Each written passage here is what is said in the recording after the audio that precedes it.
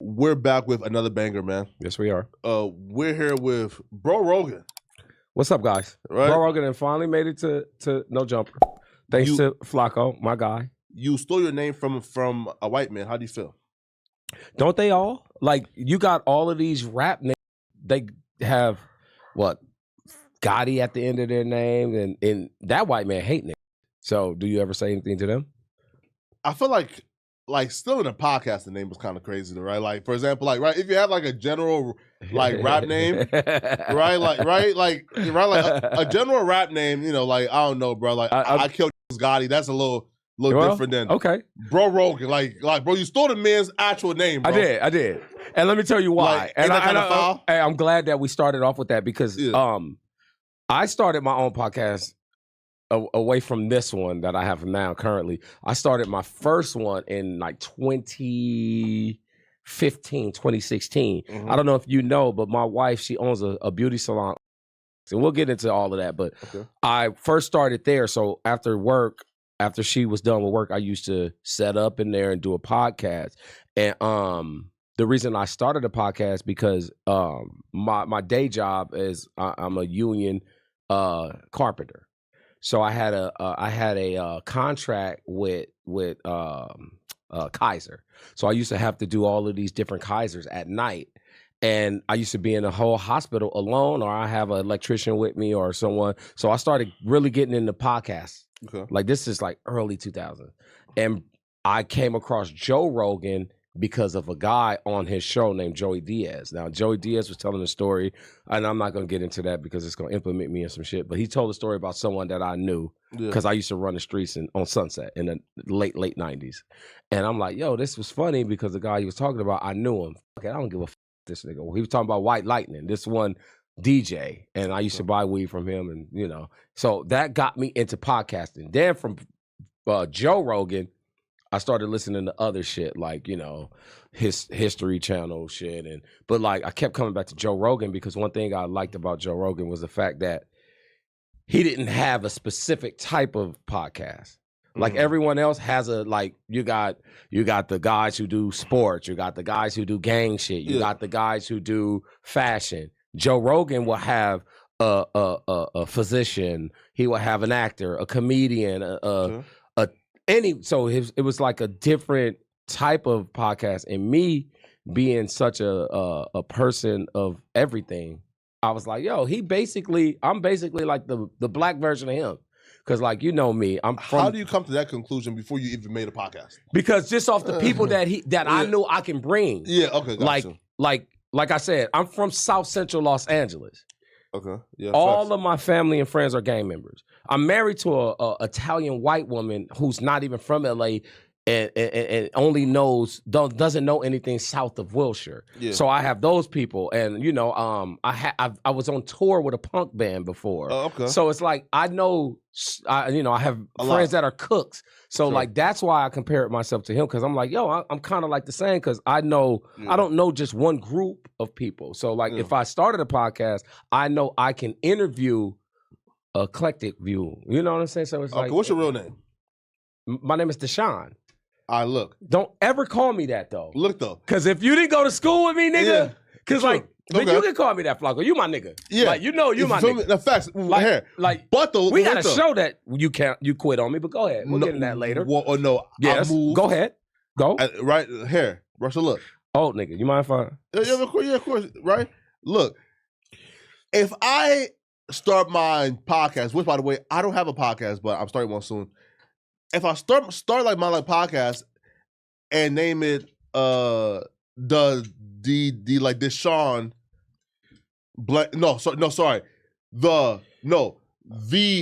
Rayshawn from High Knot.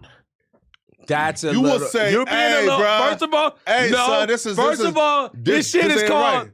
The Joe Rogan Experience. My shit is the Why Not Podcast, which I trademark. I own. Okay. Only thing I did was take a play off of his name, and the only reason why I did that, and you asked me my real name. First of all, I don't. No one calls me Deshaun. Facts. Like facts. They call me Papa, Squiley, or Old Man in my house. Papa. Oh yeah, that's that. No, the streets, the streets. Like, yeah, but like no, my family. Like sure. So like I don't like. What do like the streets call you? Like what's like the street name before Bro Rogan? Papa. Bullshit, nigga. Swear to God. Pause. You had killers pulling up on the block saying, "Hey, Papa, what's up, Papa?" Yeah, that's a name. Or Doja, because that's my last name. But it's Dozier, but yeah, like, it's Doja. Doja, I can. No, but even that though, bro. Like, what's up, Papa? Niggas, Papa. That's my name. Like that's the name my grandma called me. Yeah, but street niggas called me Papa. They still do. Really? Absolutely. But back to the Bro Rogan shit. It was like it's kind of like and another thing. I'm a kid of hip hop. So like as a hip hop lover, like we always did that in hip hop. We'll take someone's name and put a little twist on it. Hip hop niggas do be stealing. Yeah, we be stealing. Hip hop niggas do be stealing. So it's like me giving it's like me paying homage to the person I basically made my podcast. Like my podcast is an exact replica of Joe Rogan.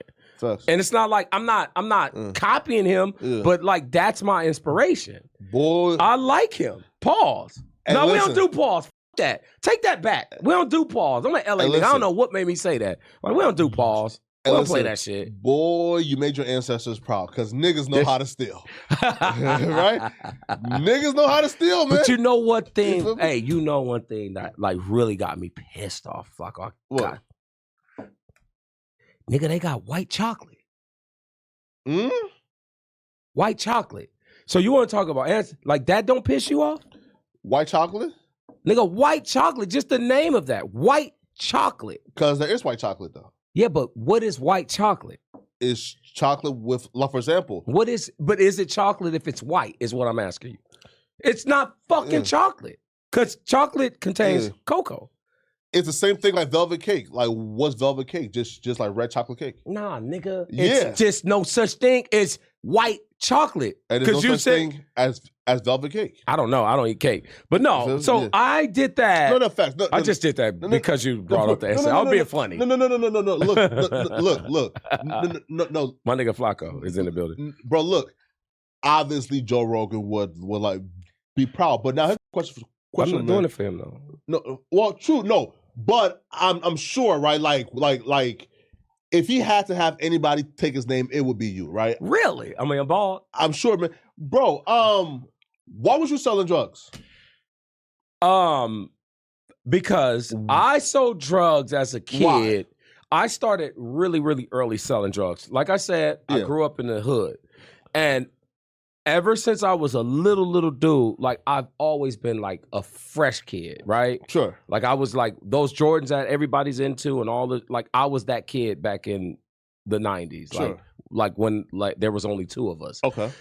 And my grandmother, I was raised by my grandparents. My mother, my grandparents, my whole family moved here from New Orleans. You are a transplant. No, my oh no, sorry, parents were transplants. They were from New Orleans, but then we were all born here. Gotcha. And you know, unfortunately, my mother was murdered by a drunk driver.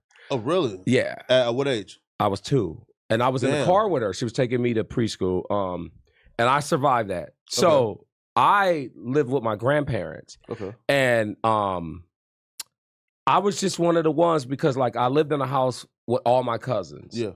We all lived in one house, and they were all going back and forth to YA, to prison.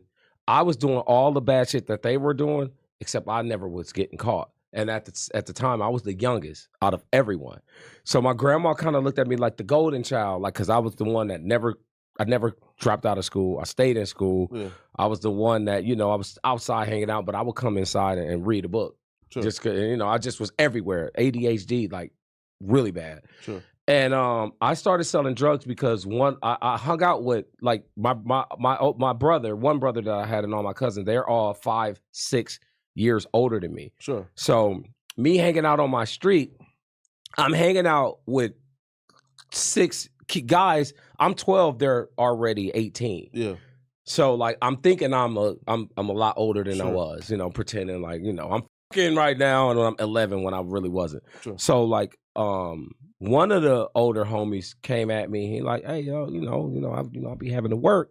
I see you a likable kid. You know all the smokers. They hanging out because my porch was the porch everyone hung out on. So like we would congregate on my grandma's porch. It'd be 30 niggas on the porch, and like we didn't like, you know, the smokers came over. They hung out the winos. So one of the older homies saw that I was a nigga that like, you know, I like to be fresh, and he like, hey, in order to stay fresh, nigga, you better keep money in your pocket. Plus, I always had money in my pocket because one thing my grandfather told me, I know I'm everywhere, like I was a spoiled kid, spoiled. And I was really into Nintendo. So every Saturday, I would go to Toys R Us and get a Nintendo game. And before my grandfather died, and I'm 7 at the time, he said, boy, like I'm bringing you to this motherfucker every Saturday to buy you a game. And on top of that, we give you allowance. How about now, from now, you start saving your money and you buy your own games instead of having me pay my...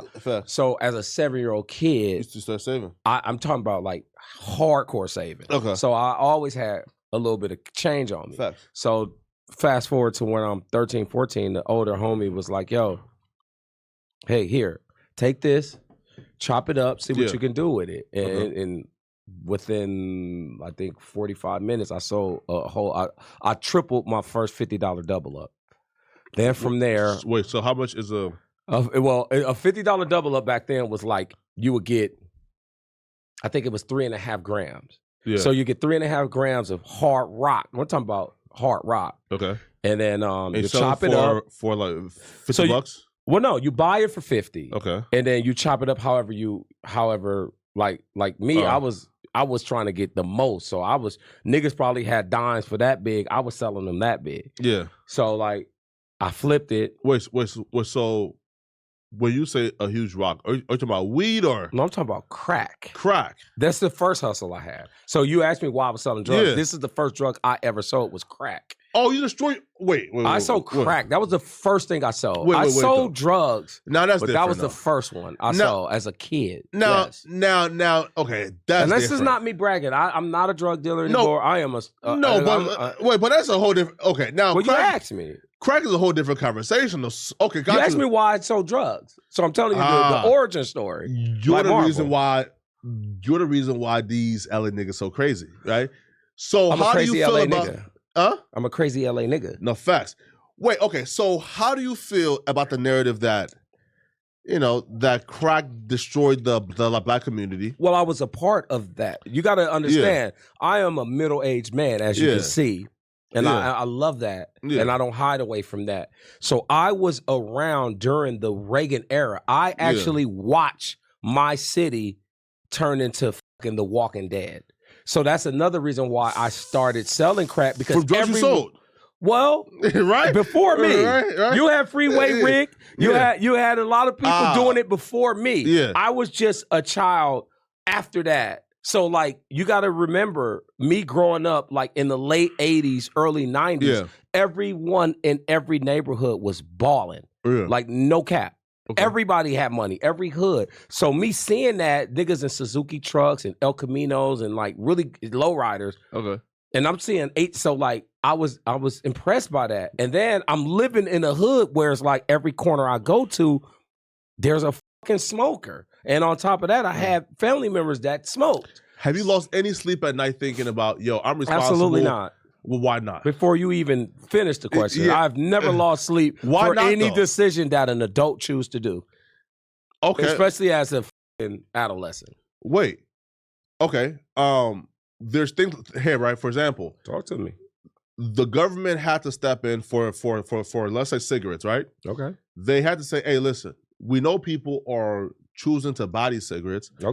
But things like selling these cigarettes like next to like the fruity products and masking it up as this, no, that has to stop, because obviously these things are destroying people. And even though people have free will, addiction is still you feel me? A bitch. Yes, but like as a hustler, you don't look at it like that. As a hustler, like you look at it like they're gonna want it regardless. And I want to be the one to supply it for them. So it's like you can be a sneakerhead. And as a Foot Locker owner, I'm not gonna not sell you sneakers because you want to buy a new pair every week. I'm gonna sell you 10 if you walk in this motherfucker. Here, but why do okay, so why do like that logic, I guess, and only apply to like justify like the drug dealing and not to, like, look, for example, right? Tell me. If I say, hey, bruh, yo, this grandmama lives in the hood, like chances are she's probably gonna get robbed or scammed at some point. So why not I rob her and scam Yeah, but her? no.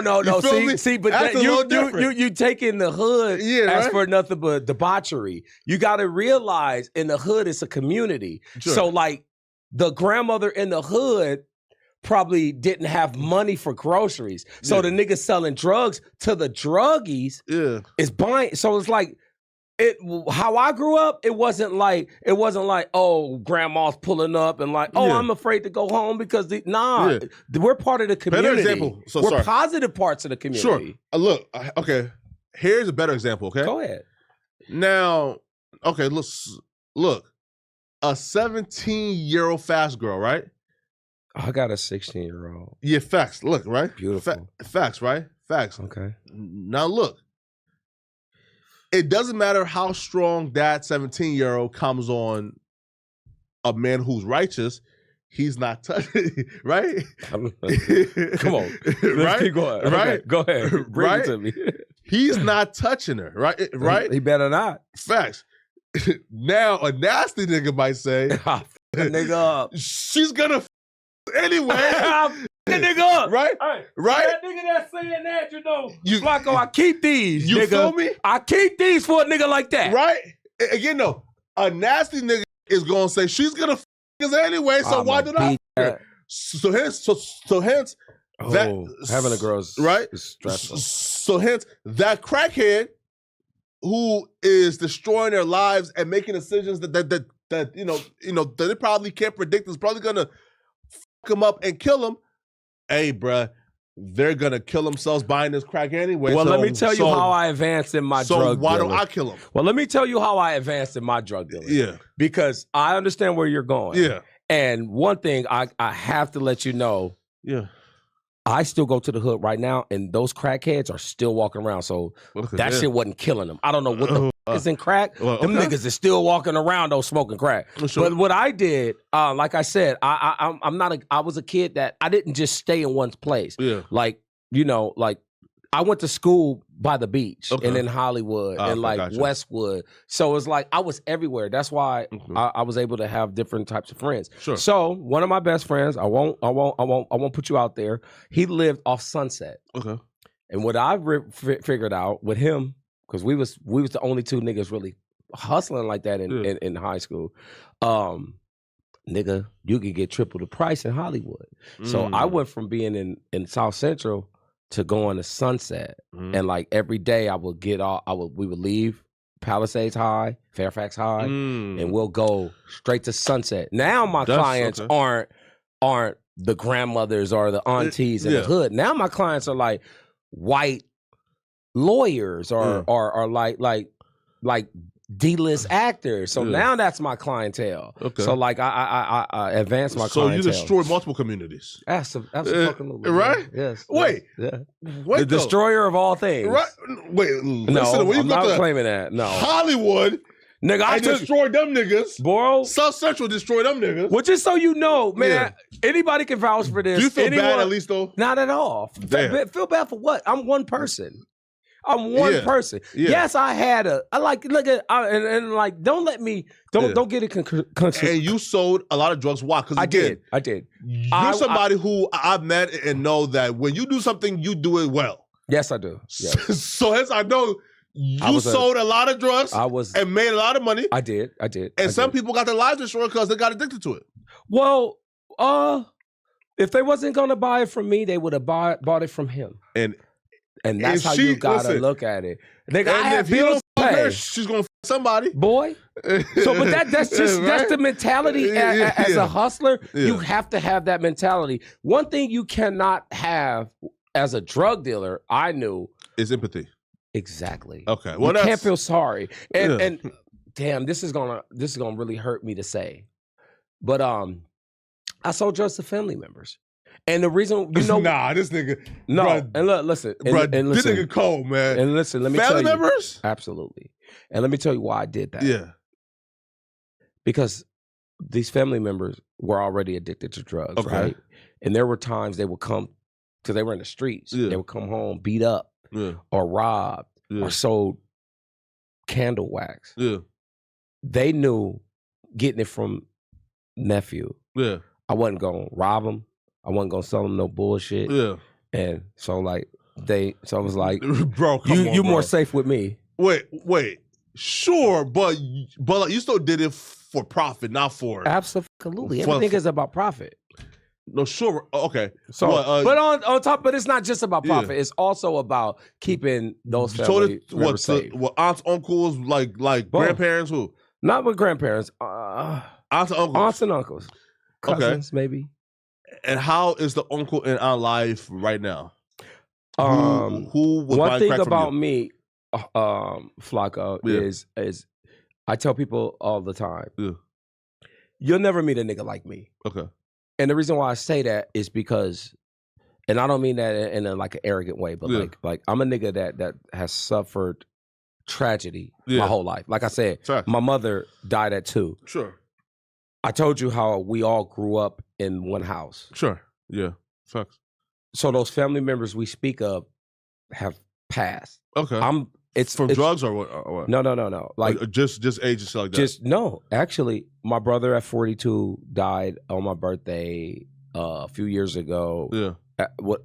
He had a massive heart attack. Damn, that runs in my family. I had 2 uncles, 38. Both. Was he obese or he was just? My brother was just a thick nigga. I had my oldest uncle. He died at 38. Then my youngest uncle died at 38. Then my aunt, she died from COVID. Her son died a year later from COVID. Damn. So like when I say tragedy has been not in my family, in my household. Sure. So like those family members you speak of, they're no longer here. Man. Here, listen. So, but you know, cheers to them, right? Man. People, hey, like Cameron said, niggas die every day, B. So I can't like let it hurt me. It hurts me because it no matter if it's the first time or the last time, it hurts just as much as the same. But sucks. You can't let that shit hold you down, man. So, as somebody who grew up in South Central, was gangbanging a part of your early life? Gangbanging was a part of everyday life.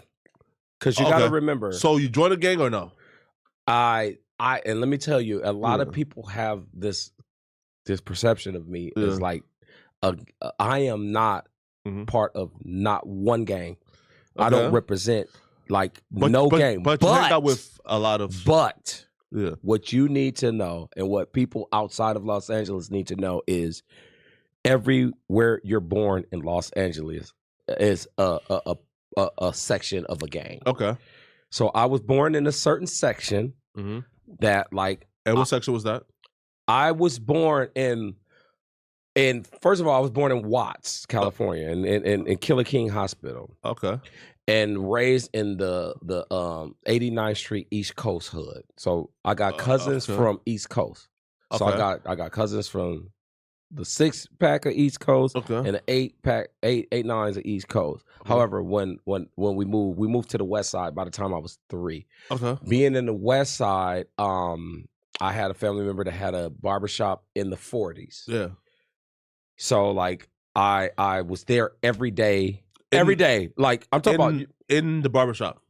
I'm talking every single day. Sure, okay. As a kid all the way to a teenager. Yeah. And then also I went to high school where all my friends in that school were from the 40s. No, the 60s. Okay. And all the girls. So it's like these are the people who not by choice, but just by association. Like this is so I was raised predominantly in the neighborhood section of LA. No. So all my friends are on that side of the East Coast is neighborhood. Yeah, the first neighborhoods actually. Oh, really? The very first neighborhood, Crip, is 89 East Coast. So like the reason why I never joined a particular set is because, like I said, I have friends from everywhere. Yeah.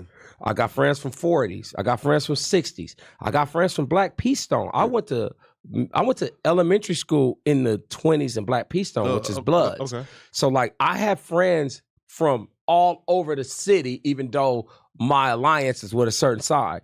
However, I could never pick one, because how can I pick this one and hate these guys when I love these niggas just as much as I love these niggas?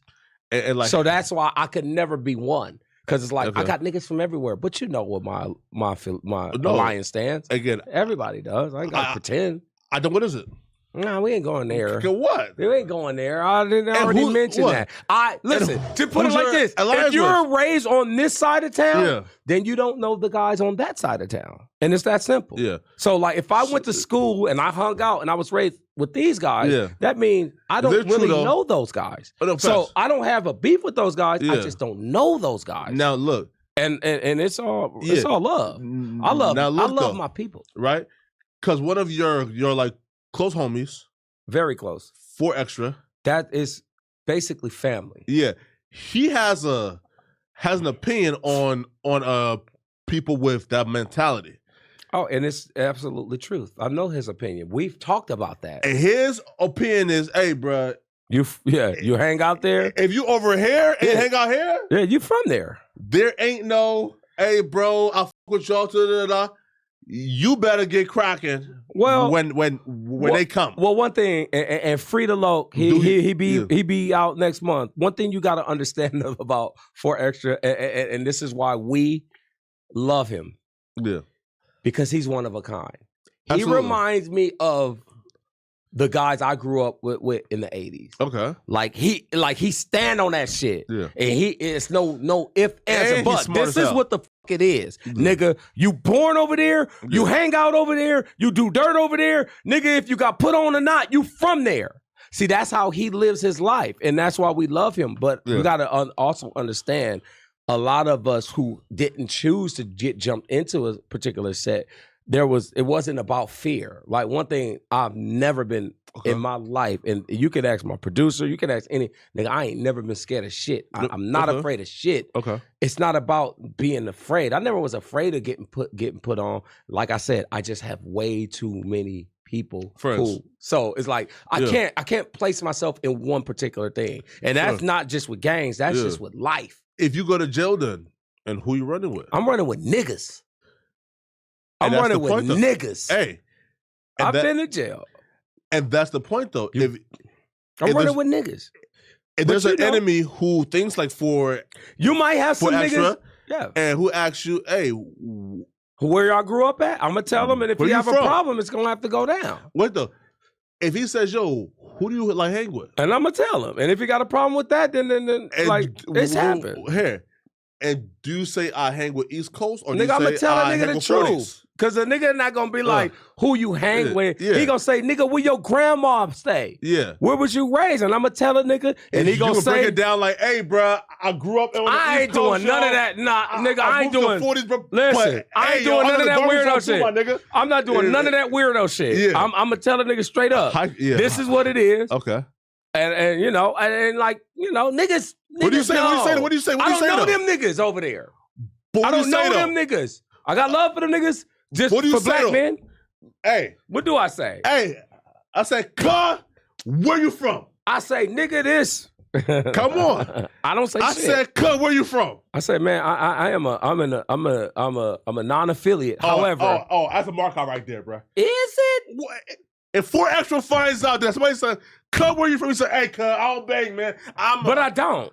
I'm not affiliate, man. But if a nigga asks me where I'm from, I'm gonna say South Central Los Angeles. And he said, who you hang with? Cuh? And I'm gonna tell that nigga who I hang with. I got homies over here, I got homies over there. Nah, just breaking it down, bro. But no, you said. Nah, breaking it down. No, you said, these my niggas over here. And them is my niggas still today. Exactly. So, right? So wait, he trying to line me up. No, listen, no. I'm gonna tell you. Hold on. If these my niggas over here, I'm not saying, hey, bro, I hang with 2 niggas here, 1 nigga over here. No, I ain't doing that.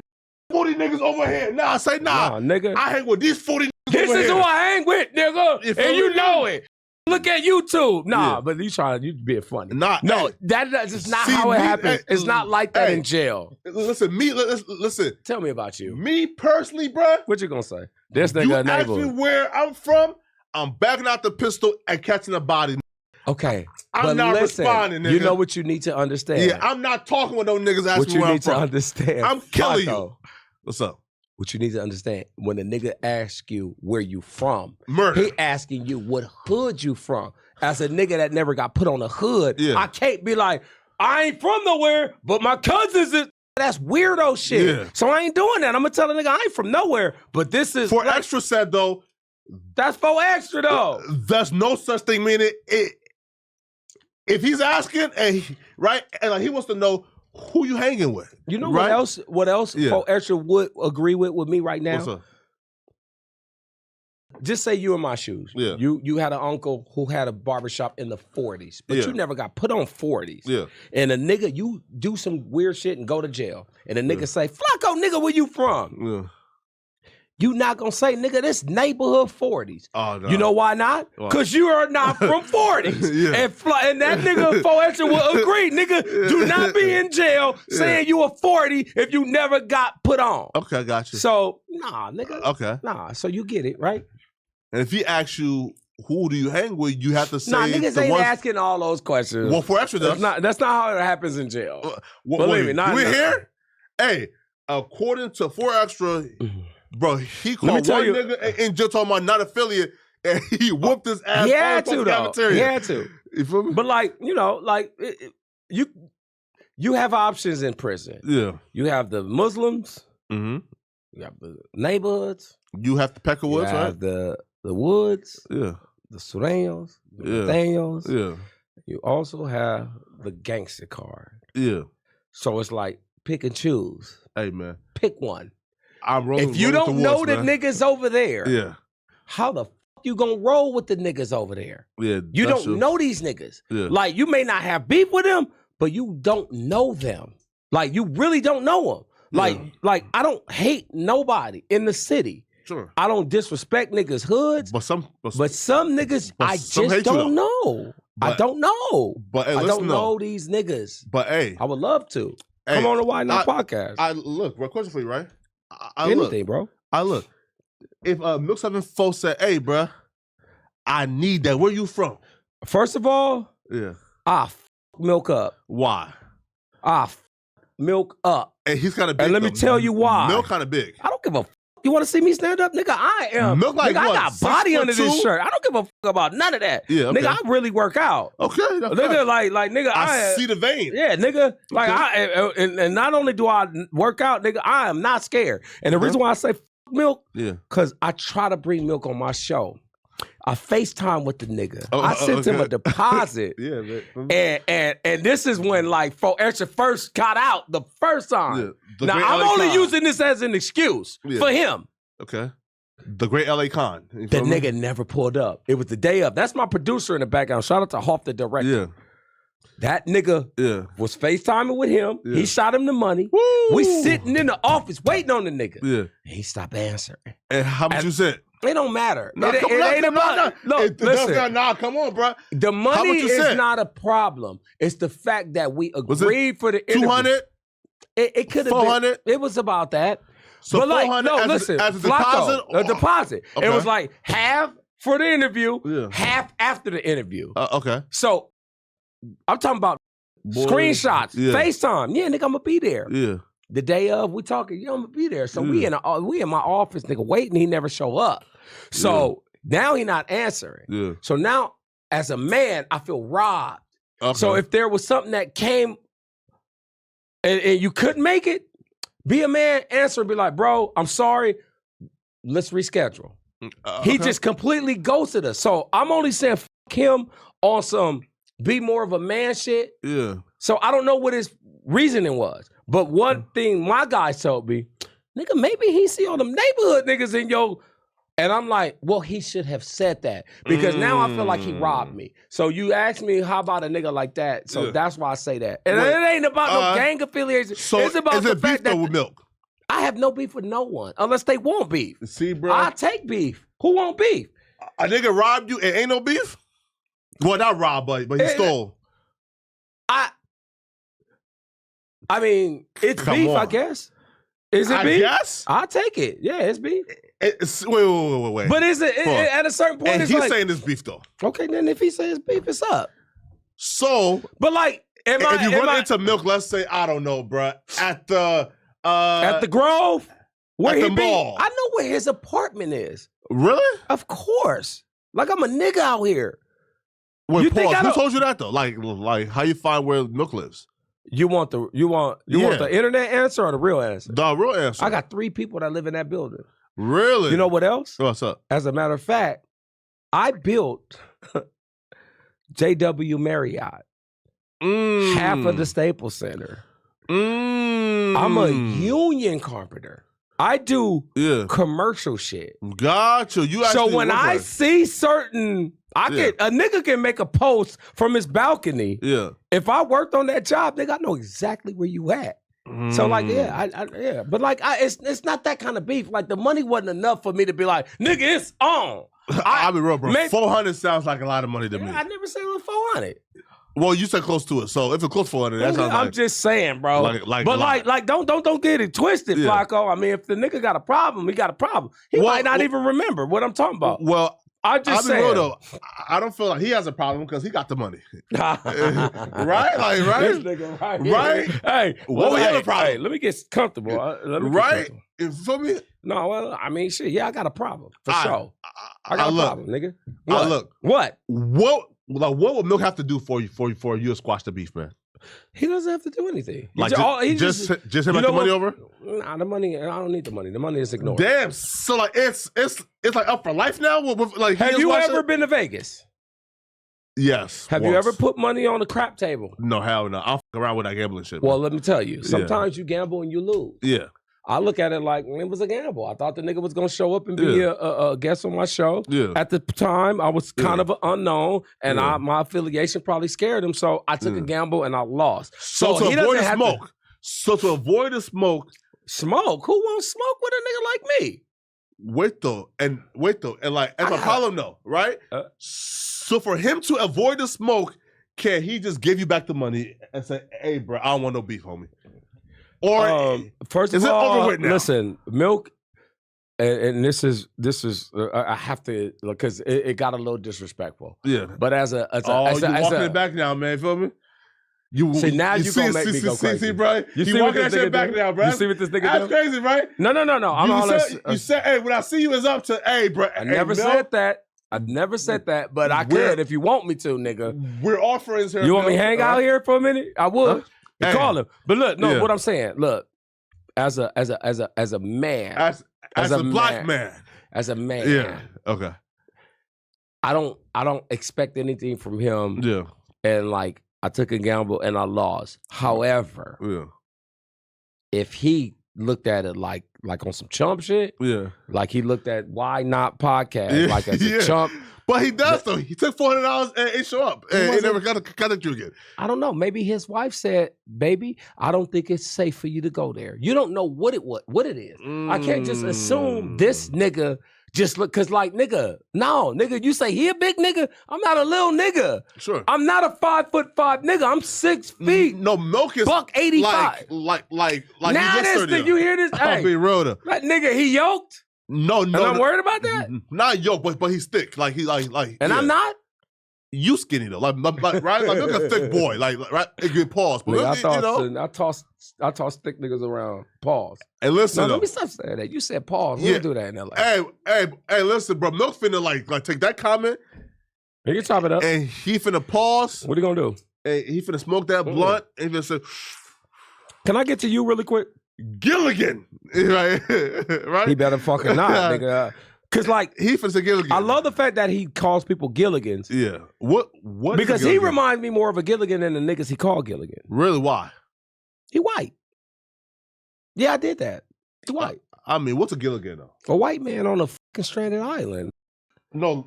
Like, Gilligan Island, nigga. No. Skipper too. Well, like, what's the character though, of a Gilligan? Like, what are they like? Just Bob Denver. Like hair. Bob like Denver. That's the nigga who played Gilligan on Gilligan's Island. Are they like busters? Are they like? I have no idea. He was a clumsy nigga, but I love Gilligan's Island. So like, I guess to call the nigga Gilligan, he a weirdo. That's Bob Denver, right? Is that?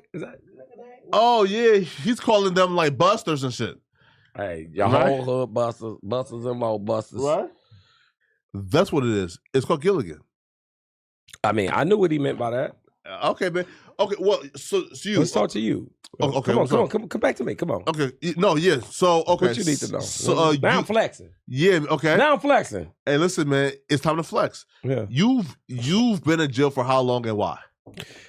I hate speaking on that shit because I am the opposite of what everyone likes to come here and brag about. Yeah. I don't brag about jail because to me, and this is no disrespect. Like hey, my cousin, Lil Rob. Yeah. I don't want to even go to. Yeah. But I got family members that have done facts hard time. Facts. I'm talking about one cousin did 27, one cousin did 17, So, like, when I say this, I don't mean no disrespect to any of my family members or any of my friends, but I don't think it's cool to go to jail. It's more cool to me to do crime and not go to jail. Okay. So, like, yeah, I've been in jail a few times. A few times, why? The first time I got caught up in some shit, I was in the 6th grade.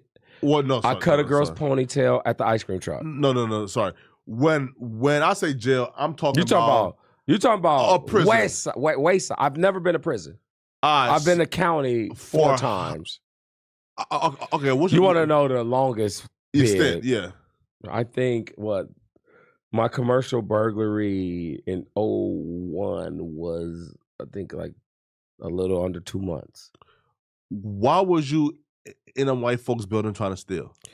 I was actually. Yeah. Let me see. What came first? Was it the terrorist threat or the commercial burglary? I don't know. I just know you terrorized white folks and stuff. I went to pick up because like I have scammer family and scammer friends. Yeah. Okay. And like at the time, I got my first house. At the age of 20. Yeah. But I got the house and I stopped selling drugs because now I'm like time to square up. Like we talked about me selling drugs. My drug career stopped at an early age. Okay. So in my early 20s, you bought the house and said, I knew I wasn't going to college. Okay. Even though I was smart and I knew my grandmother couldn't pay for it. Facts. Okay. So it's like now I'm one of them niggas that like I'm gonna live with my parents forever. Like some niggas like that, nigga, I gotta get it on how. So I got a house out of a bitch, and I got my first house, and I quit selling drugs. So my cousin or my friend or my family, somebody was like, yo, I got a couple dollars you can make. Just go pick up this package for me in Beverly Hills. I went and did that. When I got there, boom, they swooped in. So in Beverly Hills, they take shit serious. And I was already on probation for robbery in another case. So I caught that case. They wouldn't let me bail out. So I went to Wayside. And then I finally got bail. I bailed out.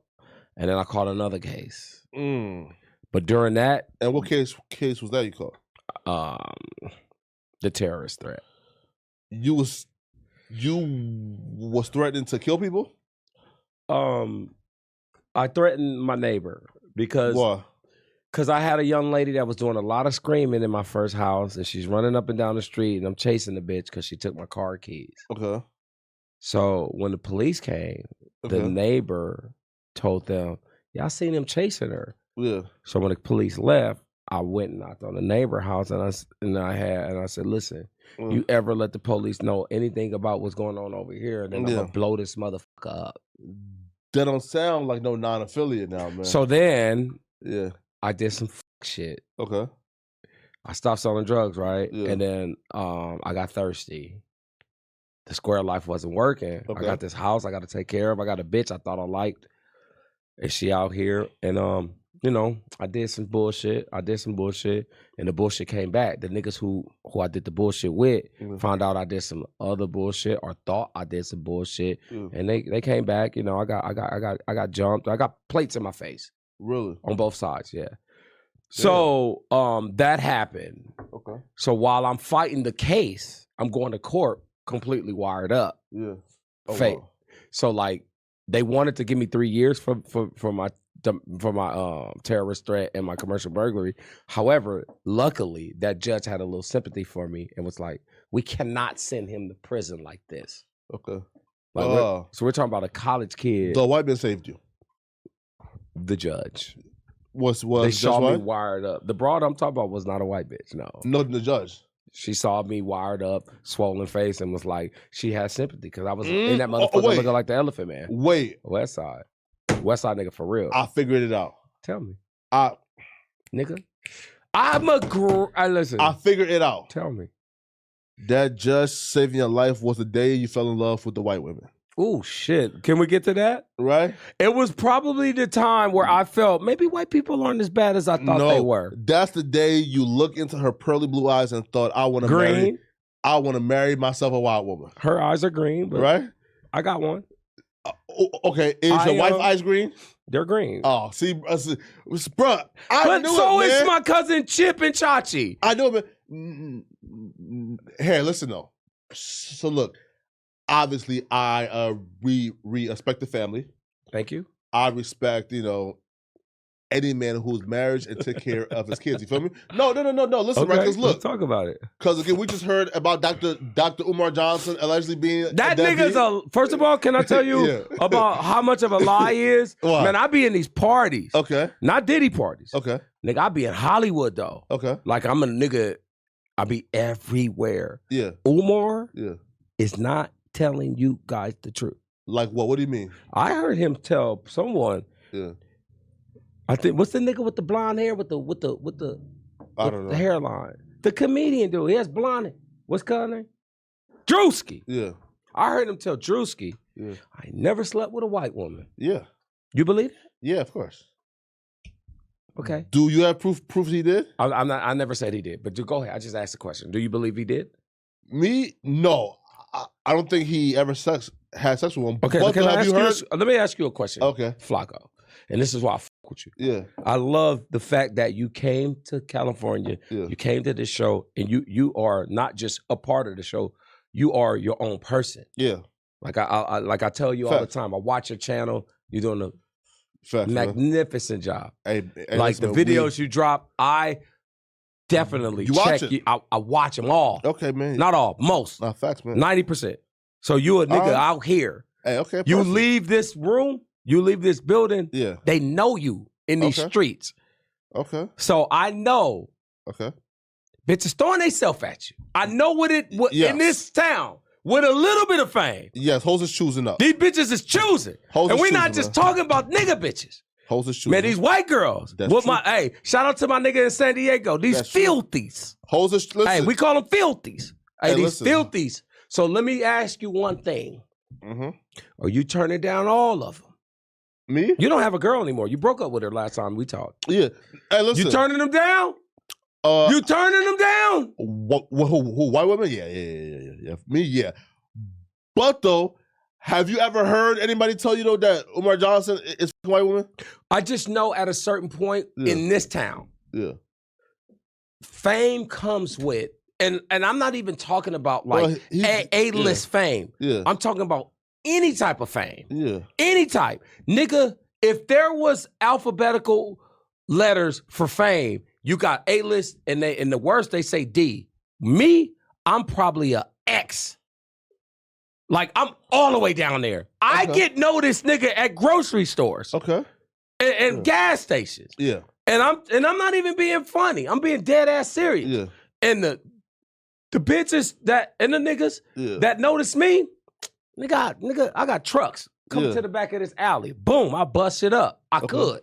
Okay. But a nigga like you, a nigga like Dr. Umar, nigga, y'all niggas is going everywhere. So I know 100%, I'm gonna take my hat off and wipe my forehead. Yeah. You niggas not turning that shit down. You can say that shit on camera. Niggas not. Boy, he's sweating thinking about the white woman. Nigga, hey. Oh, he is sweating thinking.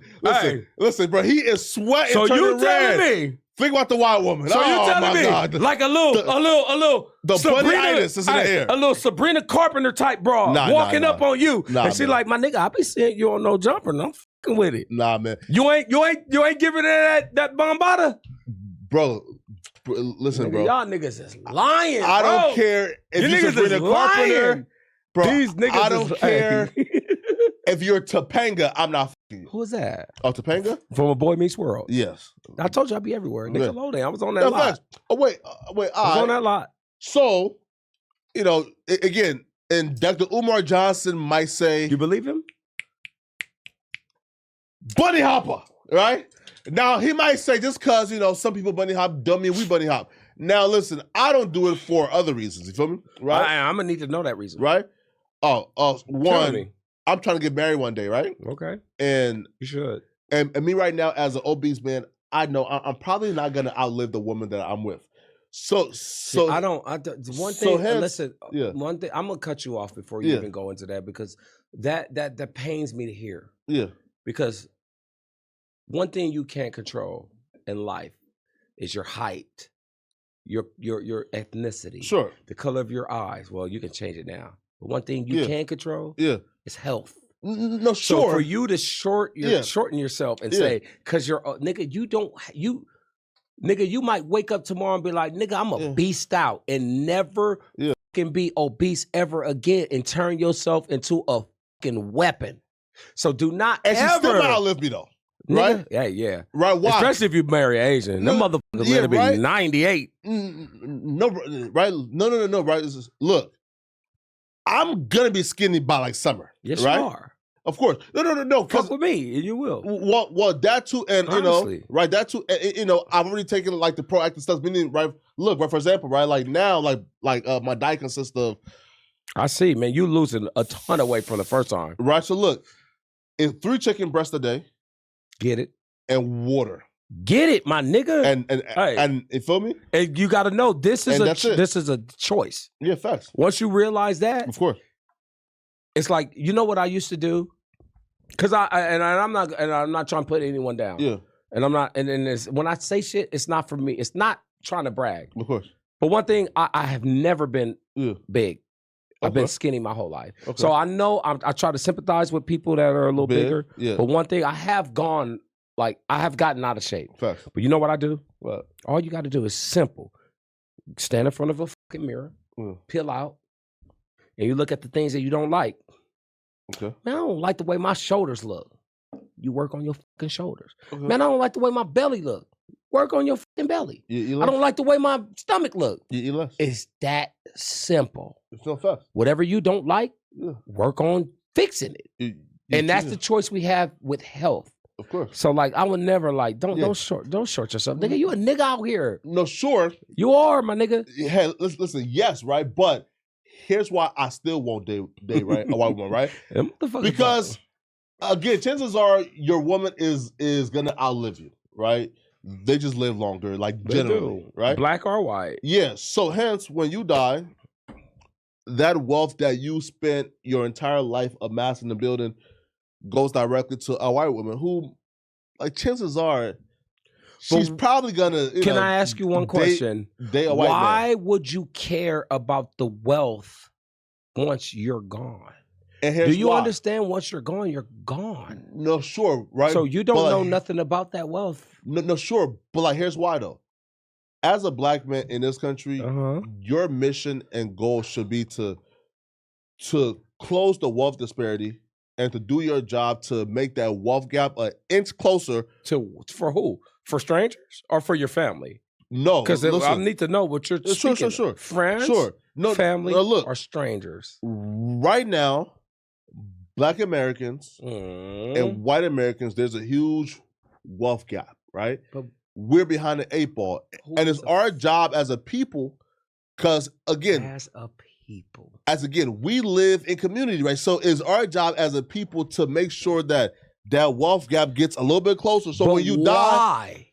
Why is that your responsibility? Because we owe that to you know what your people. responsibility is? Sure. To take care of that wife you speak of, you wish you had, that daughter or that son you're going to get from that family. Sure. The community. At this point in life, crazy. it's not about the community. What you do is you pay your fucking property taxes and you make sure your community is safe by not fucking inviting homies over, or that's it. But as far as closing the wealth gap, you have no control over that. Oh, so yes, to shorten yourself because of a race, nah, man. The goal is to find someone to have your back. And let me tell you the story of me and my Caucasian, whatever you want to call it. Wife? Yeah, wife. Yeah, facts. Okay, 21 years. Okay, Caucasian or she's Italian? She's white, nigga. She's okay, white. Nigga. White, okay, white. That's Mediterranean, but nigga, that's white. Italians don't if you come can't from stand in the sun for 5 hours. Yeah. No, true, right? You white. Italians don't come from the Caucasus Mountains. The Germans, the Sweden, Well, a lot of them do. It depends on the southern part of Italy, because you know your history. You know about Hannibal. You know how he changed the bloodline. Sure. But listen, this is what happened with me and my girl. And I'm not trying to fit. And she may get offended. Yeah. Like I said, I got my first house at 20. Balling. Nigga, I'm a young nigga though. I was renting it. I didn't buy it. I was renting it. But I was a 20-year-old nigga renting a house. Okay. And we used to call it the frat house. It was a house that niggas, all my cousins, all the homies, we came to. Nigga, I'm like, nigga, the door was open. Okay. And at the time, I'm young, nigga. I'm in the best form of my life. Mm-hmm. So, and like, it's never been like, I hate like bragging, but I have to. It was never hard to get, it was never hard. So I'm busting bitches. Okay. I'm busting them up all week, all day, every day. Mm-hmm. That barbershop I told you that my cousin worked at, that I was raised in, his partner was an older man. Yeah. At one point, he came to the barbershop. A bitch came in there. She said, nigga, what's this I hear about you giving bitches AIDS? Oh, wow. Okay. Wow. Me and my cousin, nigga, we gotta find out who's spreading this rumor. Yeah. Know what that nigga said to us? What? Ain't no need to. We said, why? He said, nigga, because it's true. The nigga who I watched every day with my cousin had contracted AIDS. Oh, wow. So this is the first time I ever seen AIDS in real life. Oh, wow. Nigga, AIDS is in my face. This a nigga I see every day. Yeah. And me as an arrogant young nigga. Yeah. If this nigga got it, nigga, I definitely got it. Because he wasn't no nigga like us. Oh. Rest in peace to the homie. He wasn't no nigga like us. We was niggas really. Huh? He died from AIDS? Hold on. I'm going to tell you the whole story. Okay. He wasn't no nigga like that. Okay. We niggas out here, we at every event. Okay. Everything that's cracking in LA, we there. Whether it's the Reggae Fest at UCLA, whether it's Venice Beach, nigga, flyer parties. He wasn't one of them kind of niggas, but he busting shit up. But he ain't busting shit up in the numbers we are. Mm-hmm. When I heard that, I fucking fainted, Flacco. Yeah. Because one thing I say I'm not afraid. One thing I was afraid of and still am to this day is fucking AIDS. Okay. It's an ugly disease. Okay. So when I heard that, and I'm in this house that I got all these niggas living in, and I'm paying all the at the time I'm a second stage apprentice. Okay. Mason. Yeah. I'm not bringing in the money. I'm living check by check, but it's fun to me. I'm not tripping. Yeah. Who gives a I'm fucking. I said to my homeboy, nigga, I'm done with just girls in and out. I need someone not only that I like, but someone who I can count on. Mm-hmm. I swear to God, nigga, within that week, I get a call from my homie. I need you to come over here where I'm at and meet this young lady. Yeah. I go over there. I'm hanging out with him and her sister, who he used to date. Yeah. And the other sister's there. And I'm like, hell yeah, nigga, I'm gonna bust that up. He's like, nah, nigga, this not the one. I'm like, oh, I met the wrong one. I end up meeting the right one. Ah. And from that day, we start hanging out. She had her own place. I had my own place. Yeah. We liked each other. Okay. And then it just grew into more than just a like. It was like, we have fun. At that time, I swear to God, and like, nigga, you gotta understand, I'm raised by DJ Quick. I'm raised by Snoop, second to none. So that bitches ain't shit. I would never eat it. I can never love a bitch. Don't turn like I live by that shit. But like they were lying. But it changed me. Yeah. All of a sudden I'm like, that ain't true. I kind of like this. So like the girls who I was dealing with, I might have I wasn't allowed to like them. Okay. Gotcha. Now I'm a grown man with my own place. It's like I actually like this broad and what the homie's talking about. And she just happened to be a blonde hair pink. Yeah, but the story doesn't listen. But the story that like you just told though, like you could have listen. It just happened. I didn't pick her. Look, bro. So look, it's.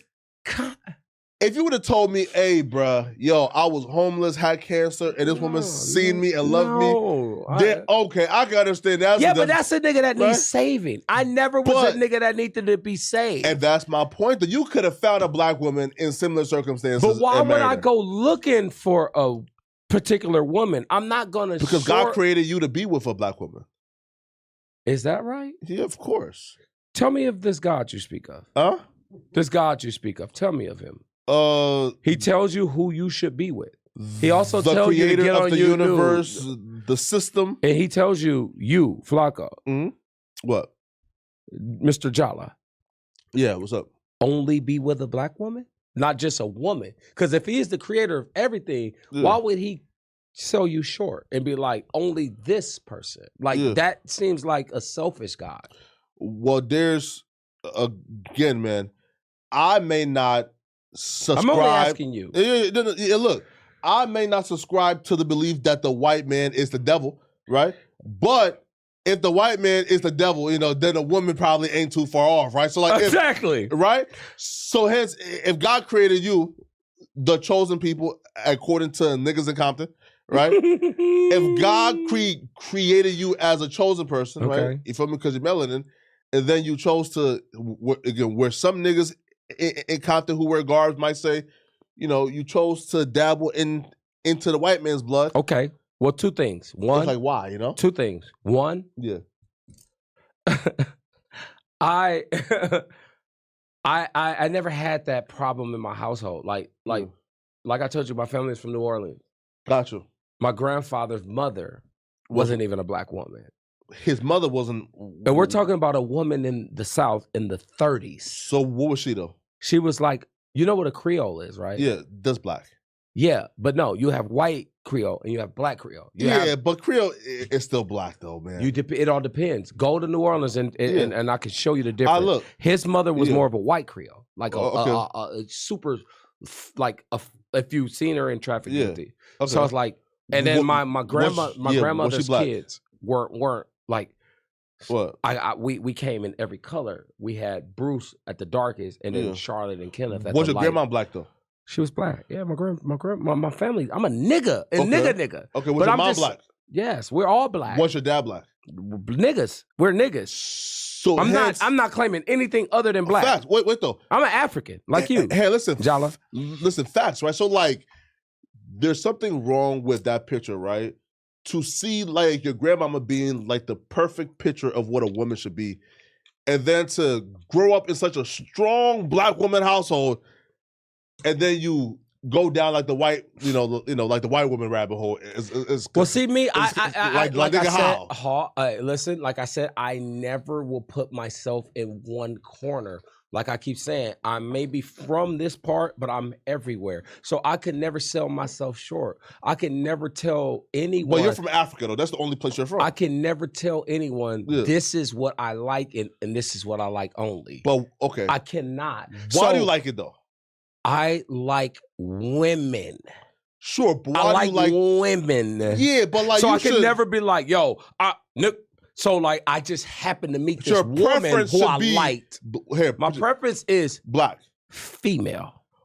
But again though, no, I never had a preference. Why, right? There's something there, right? That maybe that might need therapy, right? I need therapy. Help me with it. If you grew up thinking a perfect symbol of a woman is a black woman, meaning it's your. But what made you think that's what I thought? Your grandmother was a strong black woman. Yeah, I love my grandma, but like I would never categorize my grandma as just a strong black woman. I categorize her as a strong woman. So she could have been a white woman. Yeah, but she was a nigga. But I'm just saying, for me to just put her in one.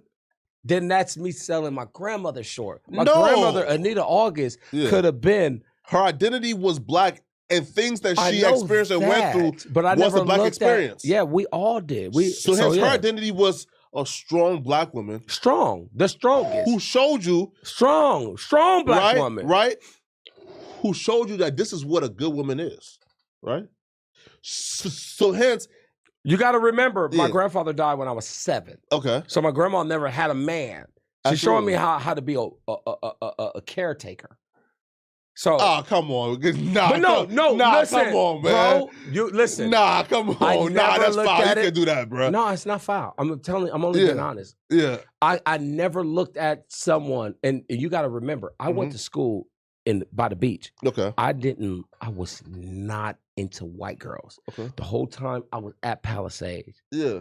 They were on the nigga. They liked the nigga. Yeah. And the only niggas there with D'Angelo braids. Okay.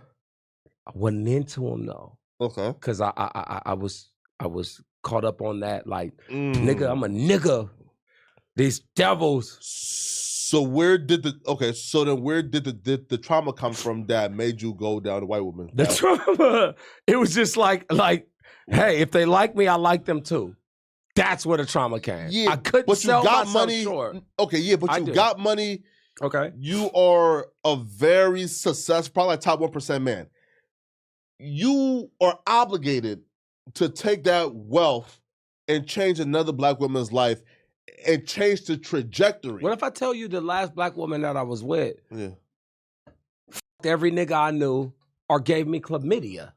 It's like, so what and then mean? what? I'm about to what that mean? I'm just saying, I'm about to still treat the bitch like a queen. See, that's the problem we have. A better black woman. Huh. Right? It's that easy. Right? It's easy for a nigga like you, though, because you Flacco from no jump. No, listen, you richer than me. You should be able to. No, I'm not. Yes. You up. Nah, listen, nah, nigga. Nah. Hey, hey, somebody I know you. Who? Somebody you flew out. Oh, damn. Yeah, we ain't going there, though.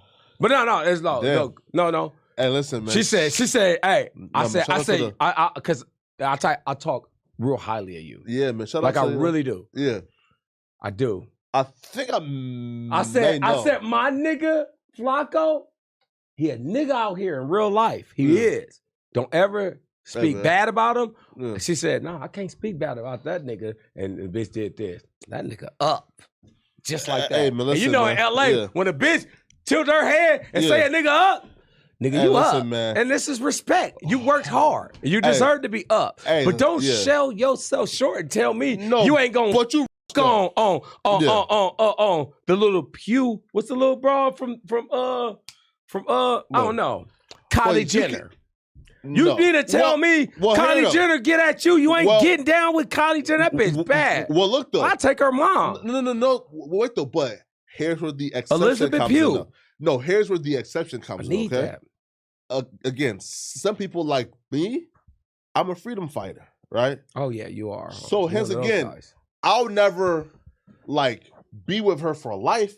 But if I have to take one for the team and Kylie Jenner and marry her and get her wealth from her and then take that wealth and bring it back to my people and to a black woman, I have to. I'm a freedom fighter, right? Now let's say you don't need to do that, though. I don't. You feel, right? You just chose to listen. You just chose to betray your race because. But what if we built this wealth that I have together? Because remember, it's been 21, nigga. I met this girl. I was in my early 20s. Okay. So we have grown together. Okay. So it's not like, I'm not one of these NFL niggas where a bitch like, nigga, she got more money than me. Really? She comes from a nigga. She was raised on a golf course. She so don't know. You gonna I didn't get. I don't have a what some may say a wigger. Like I don't have one of those nigga. My nigga. I got like a Brittany Mahomes type. Like she don't know no nigga shit. Okay. She come from money. Like her family. They like me. They love me. But they deal with me. They have to. But it's not like I didn't see her brother right. I here, didn't right? save her. Right? She didn't say, and she didn't save me. Hey. So it's a difference between the guys you may compare me to. Okay. But it's not like these guys. I'm not an NFL nigga that you saw smart. a cheerleader. Hey, listen, you smart. I'm very smart. Actually. I see the long game here. She has more money, right? Probably for me, wait until for me, around 25 years. You divorce her, you take half. No, it's not about that, bro. Man, come on, Hey, man. you can't listen. Is there a prenup? No, it's where you can't respect. Yeah. And like, it's why I never thought or chose to be a pimp. First. I hung out with real pimps. The first time I ever flew to Hawaii in '98, I flew with 2 pimps. Because sex work there is crazy. I just couldn't see myself relying on a woman. So even if we broke up and she took whatever, I took whatever, I know I can always make it because of me. So if you look at a woman and rely on a woman to be rather your scapegoat or whatever, then you just a weak man. That's true. One thing I'm not, bro, I'm not a weak nigga, bro. Okay. Not weak, Flacco. Not fast, okay. Man, bro, look, wait. Did you grow up with Tyler? With Tyler, the creator? Let me tell you about Tyler. Okay. This woman that we keep speaking on, I'm gonna have to mention her name. Your wife. If you want your hair done, I'm going there. Okay. Cause listen. Well, I have to give respect to her because I have to acknowledge the fact that when it comes to choosing a partner, you have to choose someone. It ain't about loyalty. Yeah. It's about how that person raises your kid. Facts. I agree. You got to look at that person on how they raise your kid. I agree. Because how a kid is raised is how that kid is going to be as a person. Mm-hmm. Me, I knew from the start I would be a terrible father. And when I mean terrible, it's because I have a daughter. I was raised around boys, wolves. I don't know how to raise a woman. Facts. I can't teach a woman to be a woman because I'm a man, a real alpha. Facts. So when you choose your partner, that partner has to raise that child, if it's a female, on how to be a woman. Sure. And she is knocking it out the park. Mm-hmm. So she has a salon on Fairfax. Yeah. Everybody in LA knows Fairfax. My girl was basically the person who invented Fairfax. Really? She was the first person on Fairfax. She's not even 45. Or I don't know. Yeah. And she's already been there. This is her 26th year on the street. She opened her salon as a teenager, and it's been there ever since. So when was growing, she was the first person there. Yeah. So we watched Supreme come. We watched Diamond, SLB. Yeah. Shout out to Geos. We watched everyone come and go. Come and go. So at a certain point, and I even with what's my nigga? The purple nigga, cough syrup nigga. Shout out to Dub. Yeah. At a certain point, because our landlord is Julie Newmar. Shout out to Julie. She was the first Catwoman. Yeah. That's who owns the block before you get to Cantors. Right. When they first knocked down Ida Pita, it was an empty lot. I'm only 25 at the point at this time. I said, Julie, let me run the lot. Mm-hmm. I guess she just didn't have faith in me. So it was an empty lot for years. She said, just take care of the lot. Make sure no one. So one point, my girl called me. Hey, there's some guys. She's scary. Some guys in the parking lot trying to sell T-shirts. Yeah. So I pull up on some nigga shit. Nigga, trying to take over the lot I'm taking care of. There's a nigga, one little roller with 5 shirts. It was Dub. Oh, Desto Dub. Okay. It was his first time selling clothes. So I pull up on some aggressive shit. We end up being cool because at the time, Nip was still alive. Nipsey was my guy. Yeah. That was my real friend of mine. Okay, gotcha. Shout out to Cuzzy, We Dog, Mo Lush Music. That was my guy. Yeah. And he like, bro, I do tats, but I'm trying to do this clothing shit. So we end up exchanging numbers. A year later, I'm at my cousin's wedding. Yeah. I go to the wedding. My cousin is marrying his cousin. So I'm running the Dub. Yeah. So now it's like, oh shit. So and he's booming right now. This is before. This is way before. Nigga, ask Dub. He know exactly what I mean. Your cousin Amber, my cousin Corey, they're still married, living in San Diego. Okay. So, but this is during a time where like Fairfax is now on a come up. Mm-hmm. So there was a bunch of annoying ass kids on the block on skateboards. When Supreme was coming from New York, they called my girl. Shout out to Birdo. Shout out to Javi. These is niggas this is the top guys from Supreme. Facts. They asked my girl, where should we go? They was gonna go on La Brea next to like Union and you got Union there, and that's another store I can't think of right now. Yeah, facts. My girl said, nah, don't move on La Brea, come to Fairfax because there's no one here.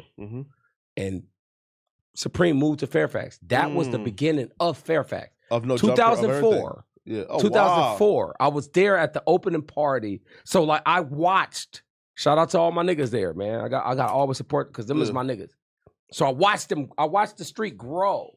Oh wow. So when the street started getting to be like the new Melrose, there was some kids now. There's a skate store here with a bowl. We want to go skate. It was Tyler and his buddies. They were young and so fucking annoying. But they were young niggas. But I like these little niggas. Now all of a sudden I'm hearing, oh, these niggas make music. So now we're watching, well, you know, they're like 10 years younger than me. So now I'm watching the MTV Awards. Yo, the little nigga from the block is nominated for MTV. He won an MTV award. And that was like when I watched, I said, oh, and then he won. And like the excitement he had looking with his friends, like, I can't believe. And then I watched that go from him now being a household name to them opening up a store across the street next to Damiano's. They actually set the fucking store on fire. Real? Oh, wow. Everybody hated these niggas. And now, this little young nigga, now he's producing. So now he has songs he's producing for Justin Timberlake. And then I watched it. I watched him go from nothing to one of the biggest artists in the world. My daughter has been to 3 of his shows. Like, I got a 16-year-old now. So like, so I watched Tyler go from like just Tyler to Tyler the fucking nigga. So like, so that girl we speak of, she basically invented Fairfax. My cracker white girl. Hey, I would never call her that word. You feel me? Right? Cracker? Yeah, no. I don't give a fuck. She knows I don't mean no harm. I may be the most racist person she ever met in her life. Oh, it's a fetish then.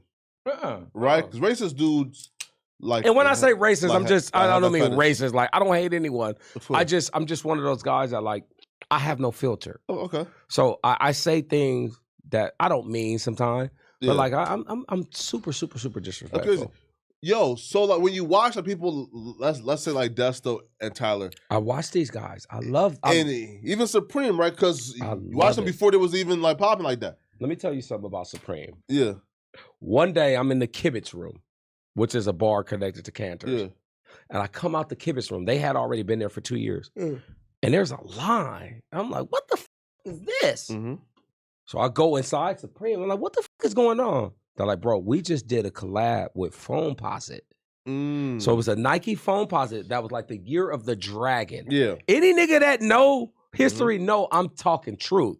It was the first time I ever seen a line for clothing. It was probably the first time clothing had ever had a line. And that's when I noticed. I said, this is changing. And then from there, they did the collab with Louis Vuitton, Emilio Pucci, and then it changed fashion. It didn't just change the block, it changed fashion. The first time I ever seen a collab fashion. And these are my guys. So like I was there the day of. No, 100%. So I'm a nigga out here for real. No facts, bro. So like as you watch like these people like grow and become successful, you never thought, oh, bruh, I should have signed one of these motherfuckers, man. Oh, absolutely not. Because one, I don't. I love clothes. Yeah, I would never want to make clothes. No, we're not dumb like Tyler or Desto. You ever thought? No. I should sign one of these motherfuckers. Desto. Listen, I got his name in my phone from when I met him. Yeah, he was still doing tats. Yeah, his name on my phone is Tatman Desto. Oh, good nigga. Yeah. No, Tatman Dub. Facts. Ask him. Oh, facts. No, it's before he put the S on lip face. Listen, so I don't know if his clothing. And plus, I'm a fashion nigga. Yeah. I'm a nigga, look it up. When I say I was a fresh nigga in the 90s, I only wore Ralph Lauren Polo from 1995 until 2008. Facts. It's the only thing I ever wore. If you don't believe me, Go on YouTube. Look up Polo Kings of Los Angeles. I produced and edited and a whole documentary based on me and my guys, and it's all documented facts from the 90s to now. So go to Polo Kings of Los Angeles on YouTube and check out my documentary. Man. But, so like, I never was a guy, I didn't want to create clothes. It seemed too hard. So even though I didn't know what Desto was going to be, I never thought about collabing with him. That's just my cousin's wife's cousin. I didn't know what he was going to be. So it's like, I probably rooted for him in the background, but like, why would I collab with a nigga? Like, I don't believe in like producing my own fashion. And Tyler, the niggas was so much younger than me and so different than me. Like, you gotta remember, these niggas is the jerk era. Absolutely. So when like the tight pants and the jerk, as a 20-something-year-old man, that was like living on Mars. I don't get that shit. Absolutely. But I started to. Of course. Okay, these are the kids. And then I started thinking, hey, it's like when my uncles in the 70s who like, how the fuck y'all niggas sagging? And it's like, so I was that nigga. So I never thought about it. But I was 100% rooting for them niggas in the background. And I'm still rooting for them niggas. Yo, where were you when you found out that Nipsey Hussle passed away? I was working in San Francisco. Oh, wow. The work here in Los Angeles got slow, and like construction is always booming in Northern California. So I jumped in my car and I drove out there, and I lived in San Francisco by myself for a year. And I'm living in Milpitas, which is a little suburb outside of San Jose. And I got an older homie. Shout out to D. Nigga, you probably got your socks on, nigga. Get out the bed and go work out. He know what I'm talking about. But he be making stops. He delivers. He's a nigga still, doing shit in the street. He called me and he said, nigga, I'm at Shell on Crenshaw and Slauson. And nigga, Nipsey just got killed. He just so happened to be in the fucking gas station. I still have the picture in my phone. I said, nigga, shut up. So me being up north, I call my family. It's Molus Music. Jason Black, the CEO, who is also my family, is Cuzzy Capone, who is Slauson Boy, the original Slauson Boy. I called them. I said, nigga, I just got a call that I'm in San Francisco. D just told me Nip got shot. They didn't believe me. They didn't even know yet, and they're here. So that's where I was. I was in the parking lot of Jack in the Box in Milpitas. And I called home and told my cousins and my homies from 60s that this just happened. They didn't even know yet. And my cousin was like, nigga, stop playing. And they called Cuzzy, and Cuzzy made a call, and it was confirmed. But that's where I was. Man. And it was... And how did that affect you? I have never been so afraid in my life. Afraid of what? Being away from my family. Because you got to remember, the next call I got was Kobe. Kobe died. Well, when? Like, how soon after Kobe died, what, 3 months later? Okay, so already, the Kobe shit already happened. Okay, so the Kobe shit already happened. Oh, and then she died in March. So, right? So that was back to back to me, and I'm in a whole nother city. So, and you gotta remember, I'm a real LA nigga. I watched Kobe grow. So when the Kobe shit happened, I was so, and the same person that told me about Kobe told me about Nipsey. Yeah. Oh, D one of them TMZ niggas. Nah, but so bad luck. So no. So when he called me about Kobe, I didn't believe him because it didn't go across my phone yet. So when it did, you know what I did? I turned my phone off and I pulled over. So the next, I didn't listen to the radio. Why? For Kobe, you pulled over? I couldn't take that. Well, you would know him though. Nigga, I am LA. How many times do I have to tell you? Hey, listen, I love Kobe, yo. Shout out to Kobe, bro. No, but you're not. I was sad when he passed away, bro. No. I don't think that I lost sleep. Right? Like, but do you understand the seriousness behind what we're talking about? One, you're talking about a kid. I remember when Kobe first got in the game, when me and my cousin Amir used to be like, take this nigga out the game, because he used to try too much. I remember him coming to Palisades and parking his fucking Ferrari in the middle of our car and shooting because he lived in Pali before. I watched this nigga every day. Every day of my life. So we grew up together. And to hear that he died wasn't like Dwayne Wade dying. It wasn't Sean Marion dying. It wasn't Stoudemire. This is Kobe, a nigga who reached beyond Los Angeles. So it was like as if Michael Jordan died. But then the next day, I found out his daughter was in the car with him. I mean, you got to realize, like, it killed me because I didn't know that until the next day. So then 2 months later, I get a call saying, not only did Kobe die, but now a nigga I know personally not only died, he died on his corner. So that was because I'm 8 hours away from my family. Facts. They're here. And at the time when I heard Nipsey died, the first thing I thought about was enemies, his enemies. And I had just bought the house that I'm currently in.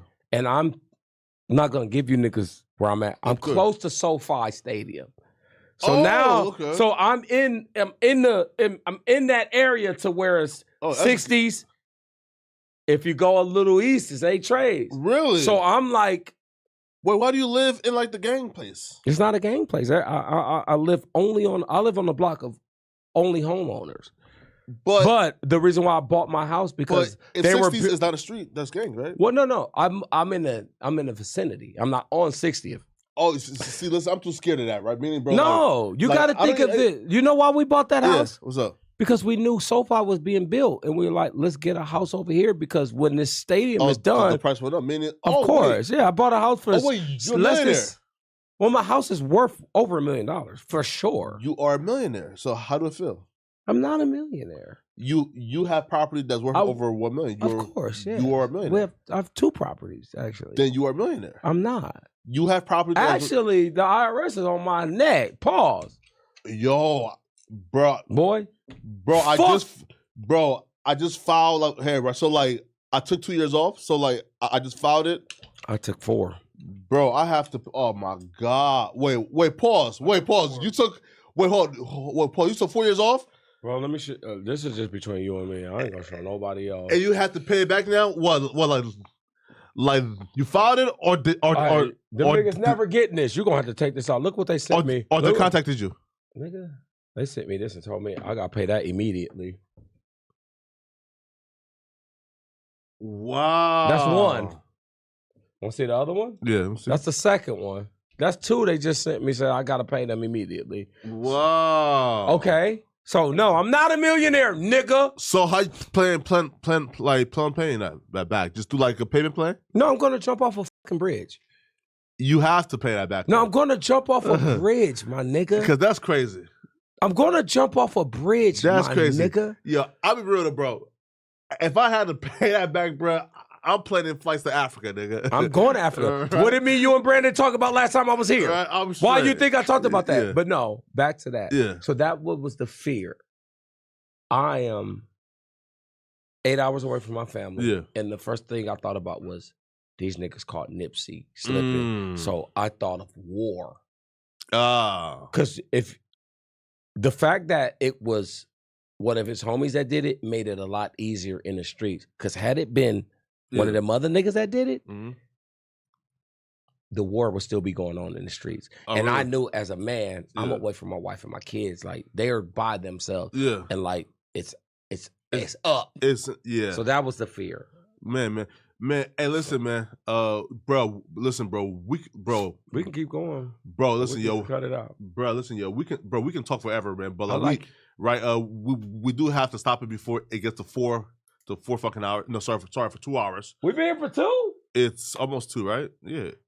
We started at like 2:10, 2:15. Okay. You feel me, man? All right, when is Adam coming back?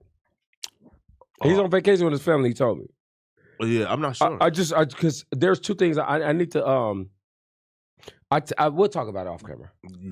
Yeah, man. Hey, listen, that's man. my guy. I like Adam. Man. I just need to I need to talk to him about something I have in mind. Yeah, man. And we'll talk about it off camera.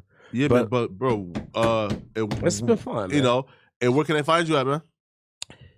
Oh, they can find me at _ Bro Rogan. on Instagram. Yeah. Also, is it _ why not pod? _ why not pod. I'm sorry, I don't run my social media. My guys do. I am terrible at it. I am trying to get better. But you can also find us at _ why not pod on Instagram. Or you could just go to YouTube and subscribe to my channel. We're at 37,000. Get us to 100, because I heard that's when you start making money. So go to YouTube and subscribe to the Why Not podcast. I have a lot of interviews. I have an interview with my nigga right here. We have the Gummy Bear Dejan Paul. We have Rick Ross. We have Corrupt. We have some guys. Shout out to Juicy Fruit. Shout out to the Crack Babies. Jay Outlaw. Blue Cinco. Poncho, the pop star. All my niggas. Yeah. Jason Black. Big Known. Jason Little Black too? Known. Everyone, man. Shout out to Go Picks. Shout out to them too. It's a streaming site that we're part of. And everyone else, man, thank you for having me. Yeah. I appreciate it. I can't wait. And, y'all niggas gonna see me again. For sure. Subscribe, comment, man. People, we're out of here, man. Come on. Peace.